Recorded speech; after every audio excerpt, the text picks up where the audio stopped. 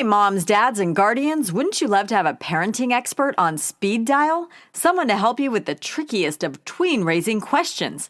Now you do. There's a brand new parenting podcast in the Starglow family that takes calls from listeners. It's called Parenting and You with Dr. Shefali. Dr. Shefali is a clinical psychologist, New York Times bestselling author, and also one of Oprah's favorite parenting experts. In each episode, the doctor will have one-on-one conversations with parents like you and help them navigate everyday parenting challenges. Follow and listen to Parenting and You with Dr. Shefali on Apple Podcasts or wherever you listen to podcasts. And if you already tune in to KidNuz on Starglow Plus, you'll get the good doctor ad-free. Happy listening!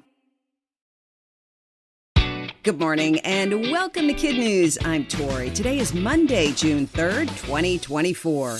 And we begin with an Australian teen cementing her status as the new it girl in skateboarding. 14-year-old Arissa True is now the first female to land a 900, a ridiculously hard, ramp-launched mid-air spin with 2.5 rotations. Legendary skater Tony Hawk debuted the trick 25 years ago and happily passed the torch with an Instagram post that read, "Glass ceilings are so 2023. Congratulations, Arissa True." Arissa is Paris-bound, but we won't get to see her nail another, at least not there. Only park events are recognized in the Olympics, and those courses don't allow for the speed and height required by a 900. Boeing's Starliner seems to be star-crossed. Another attempt to get its 2 astronauts off the ground failed this weekend when a computer issue upended the launch with just 3 minutes and 50 seconds to spare. The next possible attempt is Wednesday. The Starliner is supposed to be Boeing's answer to SpaceX's Crew Dragon, which has ferried astronauts to the International Space Station a dozen times since it debuted in 2020. But Starliner has yet to make its first crewed flight. In other space news, there's a big win to report for China. That country's Chang'e 6 lunar lander touched down on the far side of the moon yesterday. Its mission is to collect and return the first soil samples from that lesser-known area of the lunar surface, and is considered a significant step in China's race to get astronauts back on the moon, perhaps before the U.S. does. Don't be discouraged by failure. That's the message from 12-year-old Bruhat Soma of Florida, who placed 74th in last year's spelling bee and this year walked away as champion. Bruhat won in a lightning round tiebreaker, only the second one to be held in the history of the competition. To secure victory, the 7th grader had to spell more words than competitor Faizan Zaki in 60 seconds. Bruhat did, correctly rattling off 29, including heterophony, nashlog, and abseil. He says he was confident because he had practiced a lot and was extremely motivated by his disappointing finish last year. But the tween from Tampa does more than spell. He also likes basketball, ping pong, and badminton, and plays the snare drum in his middle school band. The heat is on in California, and with it, the return of wildfire season. Over the weekend, flames broke out in the city of Tracy, 60 miles east of San Francisco, quickly ripped through 14,000 acres and chased residents from their homes. As of this recording, the fire is 30% contained, but high winds and temperatures as high as 107 degrees are forecast for the coming week. A biology teacher in Tucson, Arizona is calling it quits, and the why is making headlines. Mitchell Rutherford is a fan of tech in the classroom, but says the daily battle to get his students to put down their phones has drained him. Saguaro High's policy states devices shouldn't be out during class. Enforcement, however, is left to teachers. Mr. Rutherford told the Wall Street Journal he tried every tool in the toolbox, but nothing worked. As a last-ditch effort, he challenged his students to a digital detox, cut their phone use, find a non-screen hobby, write about it, and have it count as a lab grade. For at least one senior, it worked. Her 6 hours of daily screen time dropped to 1. She's read 9 novels and is in a better mood. That success has given Mr. Rutherford hope, but it's too little too late. His former school intends to implement a new policy in the fall, but reportedly will not ban phones outright.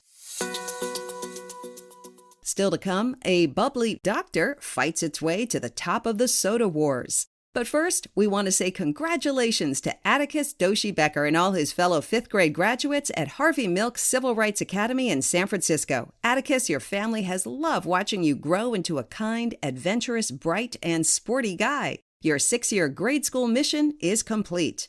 On to middle school, but first, summer break. Enjoy, Atticus. Now, today's KidNuz quiz.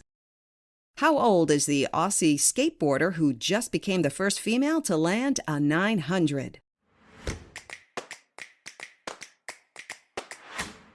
Arissa True is 14. How close was Starliner to launching Saturday?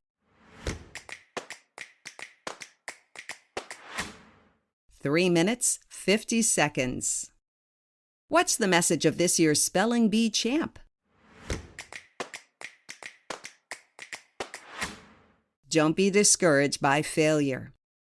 Why is an Arizona biology teacher quitting? Because of his students' addiction to cell phones. In our KidNuz Kicker, there's a new bubble in the Cola Wars. While Coke still reigns supreme by a mile, Dr. Pepper is now tied with regular Pepsi for number 2, a spot Pepsi held on its own for the better part of 40 years. According to Beverage Digest, the Doctor's rise is due to big marketing investments, new flavors, and some help from those viral Dirty Dr. Pepper concoctions on TikTok. Dr. Pepper is one of the oldest soda brands in the U.S., the Wall Street Journal reports. It was invented in 1885 by a young pharmacist who doubled as the soda fountain operator and wanted a drink that reflected the scents of his Waco, Texas store. His recipe combined 23 flavors, including cherry and vanilla, along with other fruits and spices. Coca-Cola was invented a year later in 1886, followed by Pepsi in the 1890s. Before we go, thanks again to the Doshi Beckers of San Francisco, one of our most loyal KidNuz families, for sponsoring today's quiz. And Atticus, we hope you and your friends at Harvey Milk end the year on a high note. Have a great summer. And shout-outs to our KidNuz teachers, Mr. Smith and his historians at Coronado Middle School in Coronado, California. Mrs. Bondi's Bombers at Cannon Falls High School in Cannon Falls, Minnesota. And Mrs. Gass's Trojans at Northbrook Junior High in Northbrook, Illinois. Thanks for listening. We have 2 more weeks of daily KidNuz news before our team breaks for the summer. We won't be going totally dark. We'll bring you a KidNuz classic story and critical thinking question every Monday, Wednesday, and Friday during our hiatus, and we'll be back with fresh episodes at the beginning of August. We'll see you back here for more KidNuz tomorrow morning.